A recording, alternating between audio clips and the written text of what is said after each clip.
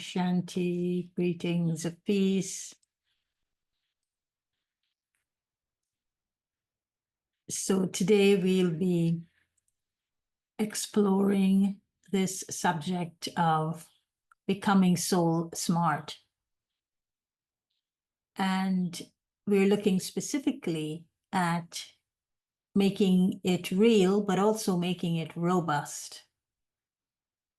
Because sometimes we're told that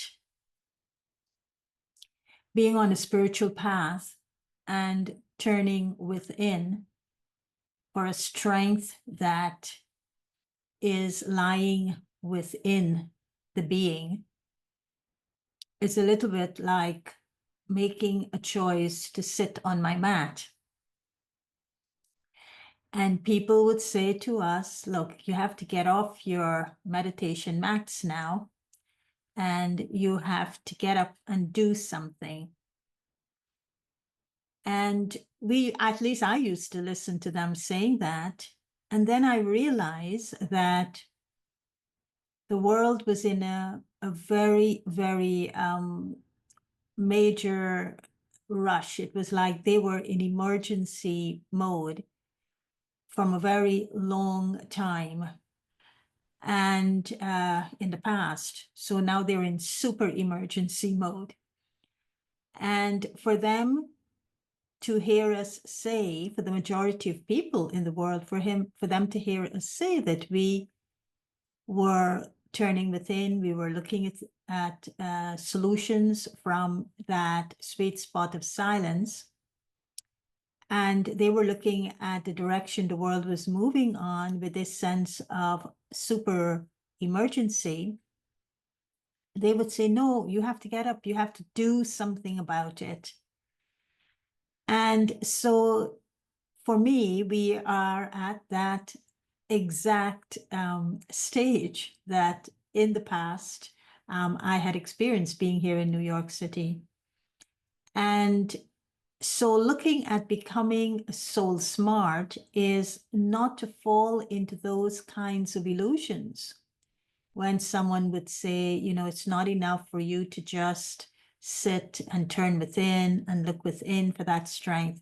You need to do something. So it's important for us to keep it real, to keep it relevant, and to know what's going on in the world.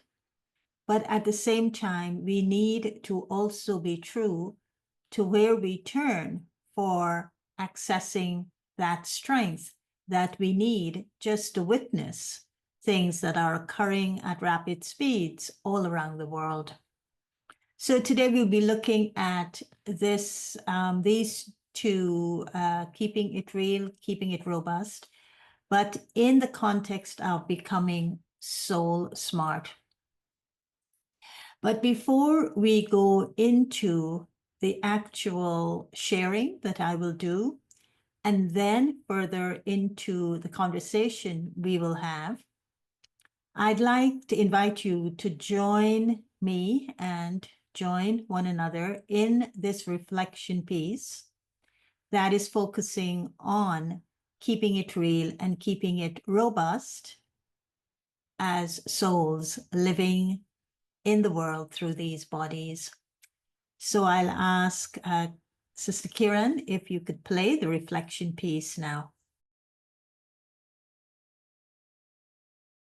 And we're all together reflecting on these very deep concepts of spirituality, because if we connect to these deep concepts, then we will be living lives that would contribute to making this world not just better, but stronger in relation to supporting life in a systemic way or in a sustainable way.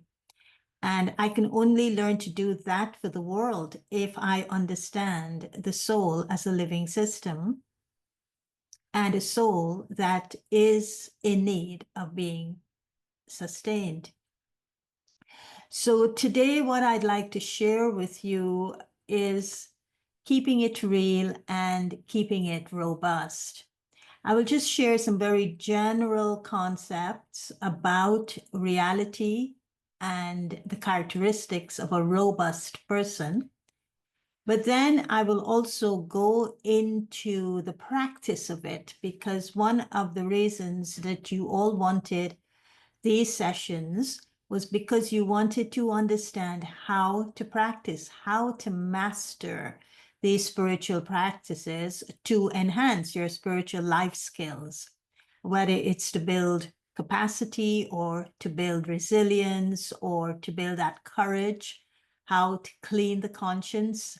All of these things were very important to you when you asked me to, perhaps, well, a couple of you asked me to make myself available to go into the depth, but the most important thing was to practice. So for me, in looking at this word reality, the question that I asked myself in exploring it was, what is the role of the soul in shaping what we experience as reality? Because keeping it real is a concept, like when we say, well, that's a spiritual concept, but how do you make it practical? And in this context, I thought the person who submitted it, and one of you did submit this title, was perhaps saying that spirituality maybe was something that needed more grounding in a reality. And I asked myself, well, when she talked about reality, was she really speaking about reality out there? Or was she speaking about a reality in there? And is there an out there and in here? So that is something I want to clarify upfront this evening. So outer reality for me focuses on that external world as it is, while inner reality emphasizes the role of thought, the role of feelings and personality patterns, which we call sanskaras, in shaping that reality that I'm seeing in the external world. Some of us would say that the outer reality exists objectively, independent of human minds and human consciousness. The outer reality is the outer reality. It has nothing to do with human minds, humans' intellect, human conscience, humans' consciousness.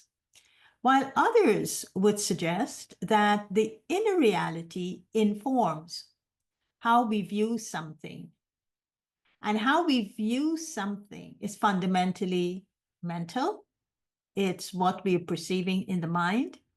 It's based on ideas we may have about it, studies we may have done about it. But most importantly, it's connected to the awareness that emerges within me, the soul, as I'm observing what is happening out there. Now, there's even a deeper aspect of reality. And that is, some people, when they look at reality and talk about reality, they emphasize on that which is tangible, that which is observable, that which is, you can feel and touch and see, and you can focus on it with these eyes. But then when we bring the spiritual aspect to the tangible, people will say, oh, but that is intangible, it's abstract. You are focusing on that which could be and should be, and that is not really a reality. The reality is what you're seeing with these eyes. But I think that if we really start reflecting on reality, we may see all of the above I've just shared. But I think that as a spiritual seeker or a person who has found their path, they're no longer seeking it, and they're traveling the path, the majority of us will come to this conclusion that reality in the world exists because it is something that we manifest as a collective. So there is the reality of nature, right? And that's a reality that exists in the world, regardless of what we think and we don't think. But when we look at the reality of the world in terms of situations and circumstances and the flow of events, then we know it reflects back to us the sum total of a collective karmic accounts of all people in the world. And when we say that an individual personality is molded and shaped by the environment, we are saying that it is, of course, molded and shaped by the collective karmic account of all the people in that environment. But to be soul smart, we would say that the soul comes also with its innate personality. And it isn't that the soul is conditioned by the situations and circumstances that it is born in only, but the reality is it came with its own recording of its part, its own recording of its sanskara. And this is why, for many of us, we realize that looking at the situation and the reality of the situation as we live in the world, we know to a very large extent it has been shaped by my mind, my intellect, my sanskaras, and it is an accurate reflection of the sum total of all of our consequences of actions we have done. And so I want us to look at this landscape of reality and being soul smart in it, because what it will do to us if we understand it, that I had my little finger, it's like my piece of the pie that my finger is on, and I have to be responsible for that. So this aspect of be the change you want to see in the world is extremely useful here in terms of reality. Because if I see the external reality and I don't like it, then to be so smart would then tell me, okay, well, you change it inside of you. If you don't like something, replace it. Replace it with something that could emerge from inside of you. You could change the outer reality by becoming something different on the inside, and then that will get reflected. It may be like the line in the dark cloud, or it may be very faded, but it will get reflected. That inner reality will be reflected in the outer state of affairs, no matter how dim. But I cannot just, as I said in the opening, sit on my mat and think that I am not having an impact in the way I am molding and shaping my inner world or my inner self in order to become strong, become resilient, to build spiritual capacity.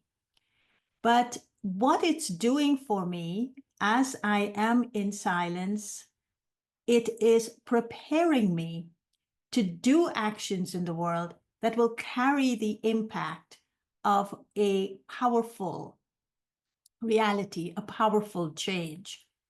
So when I am sitting in my yoga, I am actually building a personality that could be robust in the way it carries the impact in the world that I'm living in. And so the path of Raj Yoga is actually a robust journey of transformation.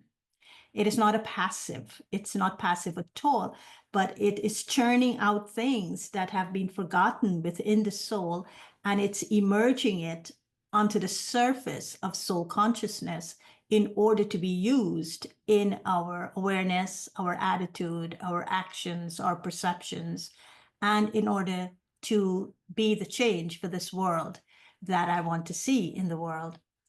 But what does a robust personality look like when I am molding and shaping myself in the practice of Raj Yoga? What is it that I'm actually emerging from within myself?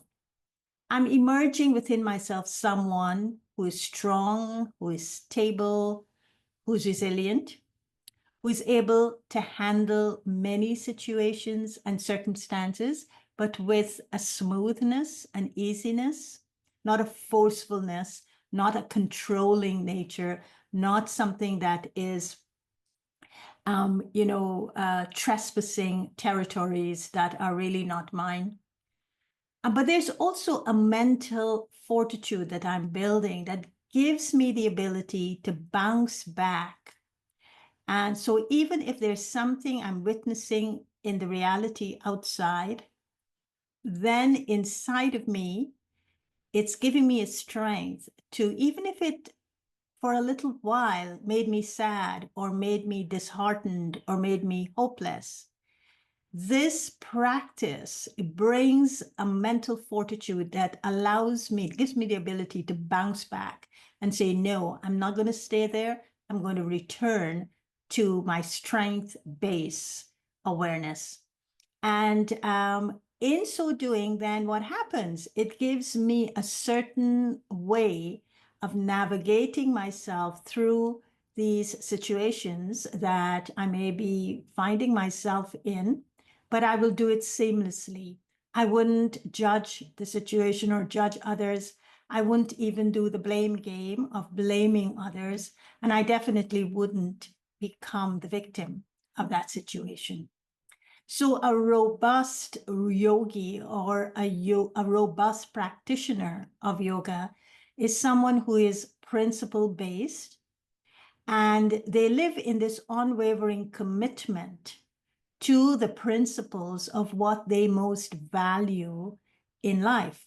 So their principle may be inclusiveness, their principle may be kindness, their principle may be fundamental care, their principle might be, loving everyone, practicing unconditional loving kindness. Their principle might be compassion. So they're committed to those principles. It's not just they speak it, but they are committed to it. And like Isel said, she's now wanting to commit to honesty. But how do you practice that honesty? But the unwavering commitment that this is something I must have in my life is definitely there in a robust way in the practitioner of yoga. But there's also an emotional stability. And this emotional stability that becomes a very important element of spiritual development is so that I can manage what we have a lot of in the world today, and that is stress. Because the one thing that shuts down my emotional ability to transform my feelings is the stress that I accumulate. And what stress does, it kind of put a stopper on feelings, and I go into denial of my own feelings. I don't want to accept that I'm feeling this way about something, because as a practitioner of yoga, I feel I shouldn't be feeling it. And I'm not able to come to terms with, if I've been practicing yoga for such a long time and I'm still feeling this, does it mean it isn't working? What's the reality here? Does it mean that I've been doing something that isn't helping me? And so I go into the denial of it in order to keep the promise of what is expected from practicing yoga alive and well. I can easily ignore the fact that I'm not feeling so good about something and go into denial of it. So the keeping it real and keeping it robust is very important. And robust would be, I have to accept that I'm feeling this way. And in the acceptance of feeling this way, I will be able to transform those feelings, because it gives me a kind of an emotional stability. And when there's an emotional stability, acceptance is an emotional stability. It's like putting a full stop and saying, look, I've accepted it. It is what it is. And then the feelings open up to look at it, to feel it in a different way. And so for me, being so smart in keeping it real and keeping it robust, to keep it real, it means that I have to operate from an awareness like an open field. And in an open field, I mean, to keep it real is not to judge something too quickly, not to give it a label too quickly. Let it be, let it flow. And, it's like flowing in this continuous flow of relationships. Let it flow, not to quickly label it, not to judge it, not even to analyze it, not to categorize it. Definitely not to resist it. Don't react and don't retaliate. So that is like keeping something real, looking at it for what it is, seeing it for what it is, accepting it for what it is, and don't, negatively do any of those things that I just said. And then the robust response would be, what is in my awareness? What is the elevated awareness? And what is the open attitude I should have in understanding this reality inside of me? So when I understand the reality inside of me, that is how I'm going to see the reality outside of me. And I wouldn't label it or analyze it or categorize it, because the awareness, the robust response, is this open field of awareness that yoga is teaching me to have. And so soul consciousness, when I'm soul conscious, when I say consider myself to be a soul and center it here in the center of the forehead, that's my seat, there's an open field that suddenly occurs. And when I'm in the awareness of that open field, then I can choose what awareness I need to have in that moment. What's the virtue, the committed virtue that I'd like to emerge from within me? Keeping it real is also to be in this pure awareness, this open field awareness, is not to be fragmented or to be in a state of duality, good and bad, true and false, those kinds of duality that exist. Because I wouldn't be able to experience true reality, either at the level of the way my awareness, nor what I'm seeing outside, if there's this dualistic consciousness that I live in. And because if I'm in a dualistic consciousness, how do I know I'm in a dualistic awareness? I would try, not only would I say, oh, I'm comparing, this is good, this is bad, this is true, this is false, this is right, this is wrong. Not only will I be in that awareness, but what I will do, I will try to control something. I will try to fix it. I will definitely take sides. I will doubt something. So these are all indications that there is this dualistic awareness, and it's referred to in spiritual language as being in body consciousness and being in soul consciousness. And to be in the remembrance of one means I will begin to see reality from a unified awareness. And keeping it real from that awareness is very different from keeping something real from a dualistic awareness. So that's another thing I have to look at from within me. Am I a person who lives in this dualistic awareness? Sometimes confidence, sometimes doubt, sometimes good, sometimes bad, sometimes a victim, sometimes, I'm the hero. How do I see myself? Or is there a constant way of keeping it real in terms of who I am? So I want to move now into the actual practice. And in last Sunday, we got a very specific practice to master, and mastering the art of that practice. It seemed a very simple practice, but the practice required us to, first of all, keep it real and keep it robust, this practice.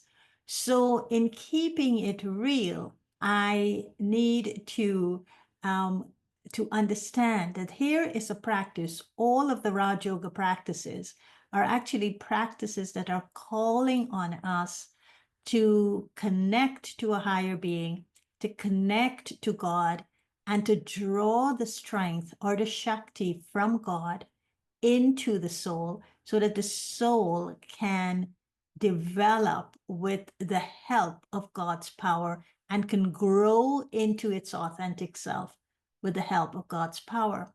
So when we experience God's power, one of God's power is God's love. So when we experience God's love, we experience it in different ways, but I'll offer you an experience of God's love in terms of making something real. And that is, we experience God's love as a tender dance of doing. God is dancing with us. He's doing this dance. And then he's making the soul the instrument to also dance. And so the love, the power of that love is in movement. It's a dance, but it's a tender dance. And God is my partner. He's leading this dance.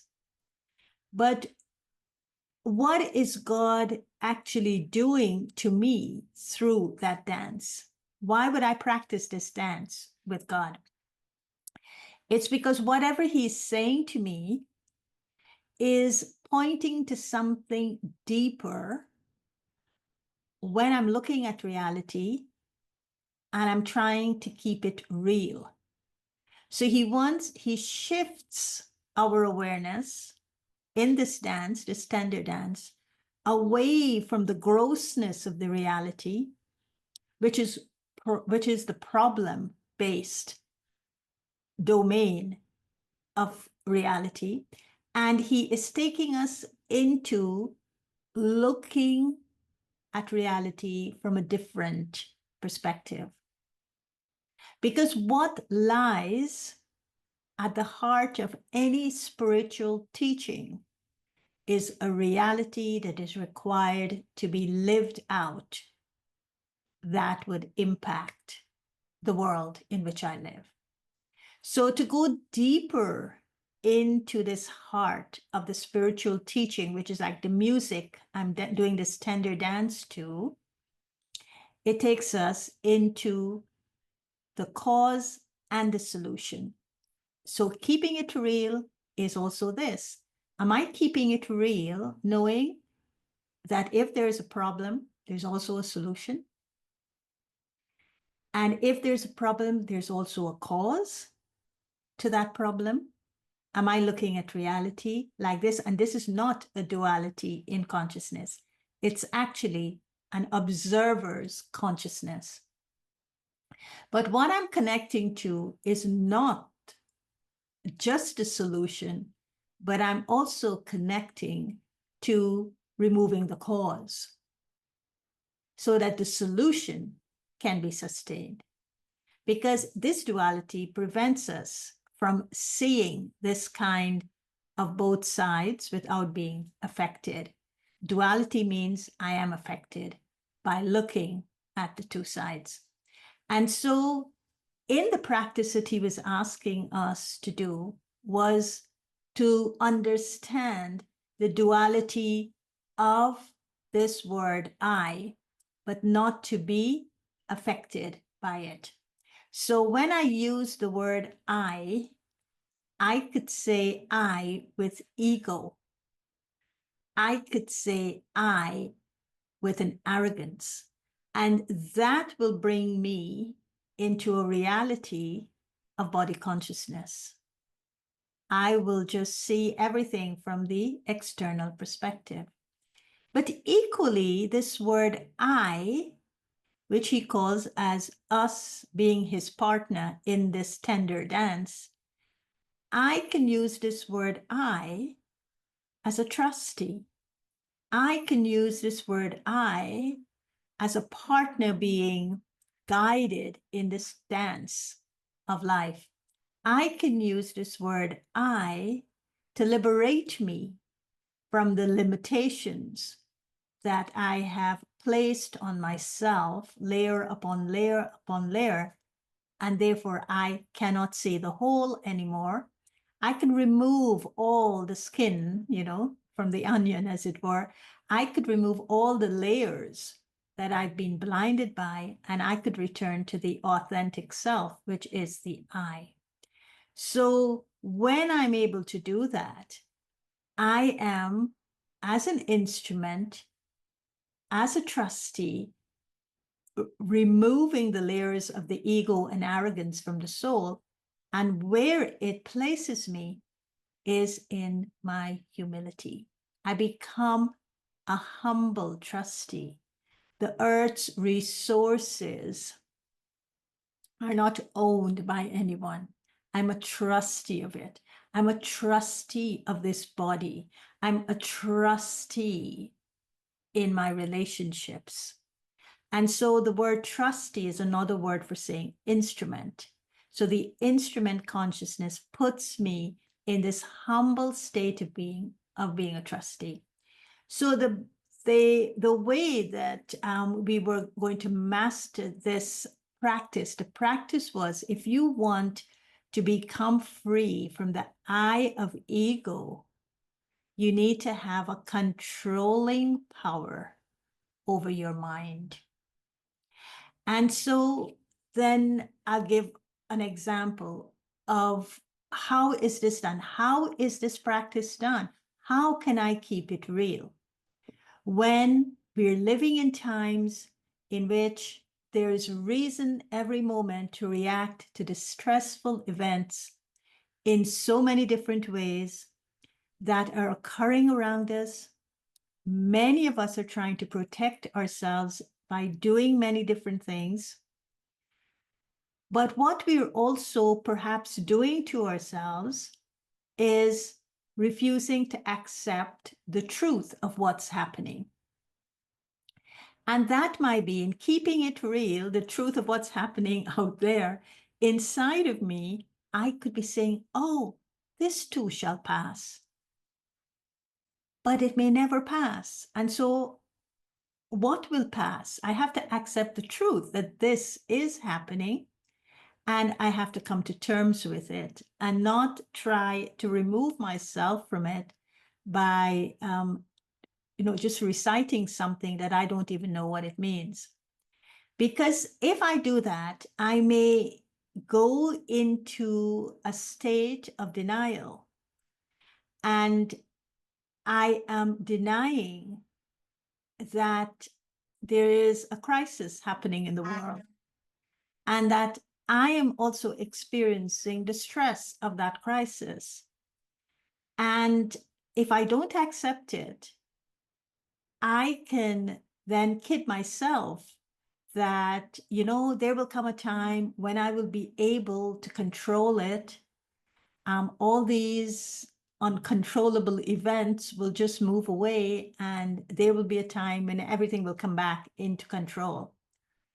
So I think that in a way describes what we're going through. Many people are going through now. They're living with a false hope that something will shift somewhere, and it is creating a lot of stress for them. And that's what they're seeing as real.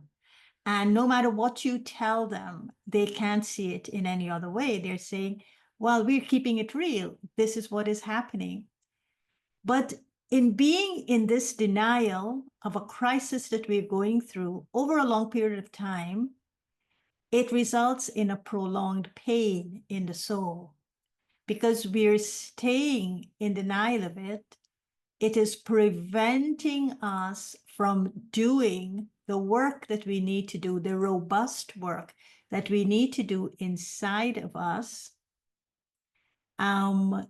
in finding out the cause that is connected to the solution, that is going to inspire us with actions, that is going to heal our hearts. So all of that, it kind of suppresses if I'm in denial of the crisis.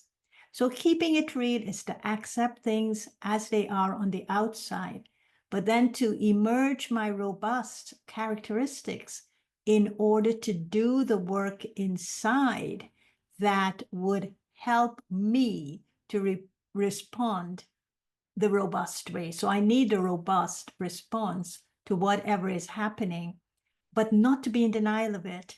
In other words, oh, I don't want to talk about that because if I talk about it, it will get me depressed.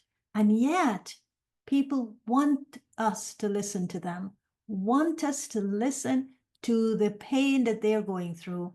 But because I don't have the robust response, I don't want to look at the reality of what's going on for them. And so I try to protect myself and say, well, this is a spiritual response, but it's not a robust response. To protect yourself at the time someone needs your presence and your help to help them go through whatever it is that they're going through. So this is the practice that we are being asked to have so that we don't fall into the trap of doing exactly what I just explained. We know that change is inevitable, is an inevitable part of our lives. And so in order to change the world out there, we must pay attention to practices that would give us the strength inside, not just to help ourselves, but to help other people.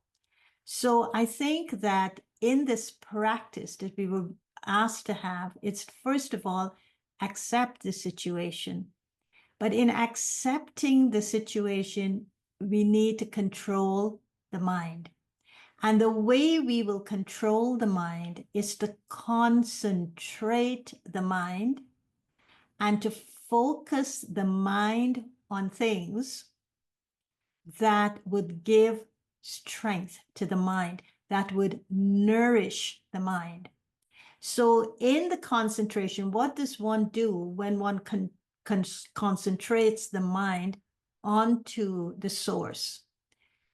What you could do there in concentrating the mind is make a list of things. Let your thoughts create a list of what gives power to the mind. And then a couple, not too many, a couple. And then you concentrate your thought on what you have written. So it's not that you're having yoga or the concentration of the mind with the words, but you are having concentration of the mind with what you have written, the meaning of the words. And so that is a way that you would concentrate your mind on a solution, and you're making that solution real.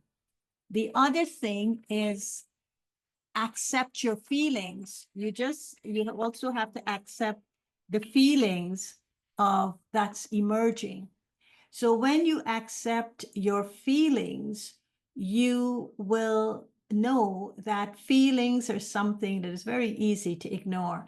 And when you want to ignore your feelings so that you could put on a brave face, you tend to suppress them. And suppressing your feelings is that you're not acknowledging this is what you're feeling at the time. So this concentration of mind is not just the concentration of thought to something that you want to be nourished by, but it is also a concentration of your feelings. What is the feeling that would give me strength at this time? But while you are looking at the feeling that would give you the strength, you may also have, and you definitely have, not may, have to acknowledge the opposite feeling that may be creating the worry for you. So the practice of this controlling your mind with concentration is at both levels. Is at the level of your thought and is at the level of your feelings. And then it's also the healing that would occur. The healing that when there's an alignment between a thought that nourishes me and a feeling that would be pure enough to uplift me, the combination of the two results in healing. It heals me. It gives me a strength to let go of the worry or to let go of the pain. Now, this is a gradual thing that would happen. And so the it was a very beautiful also other part to the practice. And that is when you sit to concentrate the mind on that thought that you want to create, that beautiful word or phrase that you want to imbibe the meaning of, then also look at something in this open field of your awareness. And so what you are creating in the open field of your awareness is that you're creating, where would I like to go to create this thought? So the first open field of awareness, let me go to the home of the soul. Let me go into a silent space. And in the silence, let the mind concentrate on creating a thought that would nurture it. Yeah, let the silence, come into the soul. Let me be absorbed by that silence of peace. And from the peace within me, let the thought emerge. The other thing for the practice is, if you can't go into silence, then go into a place of your feelings. It's called the subtle realm of the soul, which is where the soul feels. And in that subtle realm of your feelings, what pure feelings are emerging for you? Because you want people to have pure feelings for you, right? You want people to love you. But do you have love for yourself? Do you have those pure feelings for yourself? So in this subtle space, you will go there and let that subtle feeling emerge. And then you would also look for a sweet spot in this world out here. Now, what the practice was telling us, go to Mount Abu, go to the place where you take your spiritual sustenance from, and connect to there and experience what you may have had when you were there in person. But what if you haven't been to Mount Abu? Then go to a place that is a sweet spot for you. Go to a place where you would connect with an experience that would be very uplifting for you in this physical world, in this realm of our world. And, Earth Day, what part of Mother Nature uplifts you when you think of Mother Nature? So this practice, we were told, do it for a month and do it regularly for a month. But don't do it outside of keeping it real. Don't do it outside of having a robust response to what is it you want to do for yourself. Don't make it passive. Your spiritual life is not a passive life. It's a robust life. So be in this dance with God and practice this concentration of mind and practice the concentration of your thoughts. But within that concentration, you see the robustness that's taking place, right?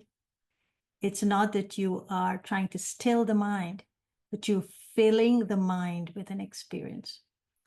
So I'll stop there because I know that you may want a lot to talk to me about after I have thrown so many pebbles in your mind. So now it's open for our chit chat.